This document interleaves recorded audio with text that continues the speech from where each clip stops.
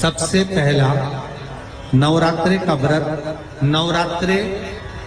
की उपासना सबसे पहले किसने करी थी? भगवान राम। अश्विन के नवरात्रे में भगवान राम ने 9 दिन तक कलश की स्थापना कर लंकाधिपति रावण को मारने के लिए मां जगत जननी की आराधना की। भगवान राम ने मां जगत जननी की आराधना, मां जगदम्बा की आराधना। और कहते हैं मेरे राम ने प्रतिदिन मां आद्यशक्ति को निमंत्रण दिया और मां जगत जननी से विनती निवेदन कर कहा कि आपको प्रतिदिन आना पड़ेगा। इसलिए देवी भागवत में लिखा है कि नवरात्रे में एक दिन, जैसे प्रतिपदा है, पहला दिन है तो 1 कन्या का पूजन करो, द्वितीया है तो 2 कन्या का पूजन करो, तृतीया है तो 3 कन्या का पूजन करो, चतुर्थी है तो 4 कन्या का पूजन करो, पंचमी है 5 कन्या का पूजन करो, छठ है 6 कन्या का पूजन करो, सप्तमी है 7 कन्या का पूजन करो, अष्टमी है 8 कन्या का पूजन करो, नवमी है, जम के बोलो,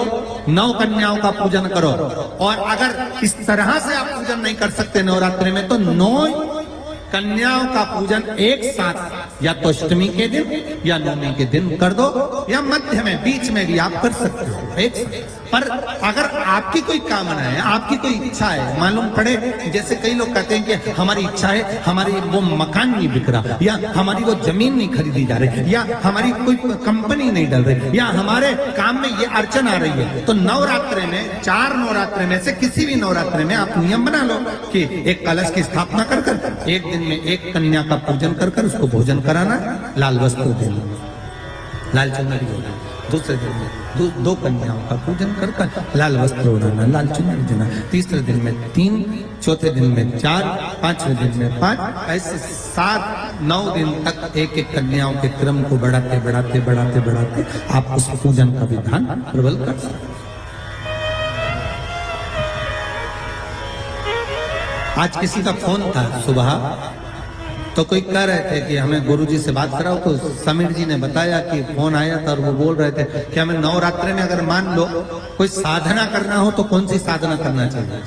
हम किसकी आराधना करें, हम 9 दिन तक किसकी साधना करें। तो अगर बन सके तो देवी भागवत में सबसे सुंदर साधना यही है कि हम एक दिन में 1 कन्या के चरण धोकर पूजन कर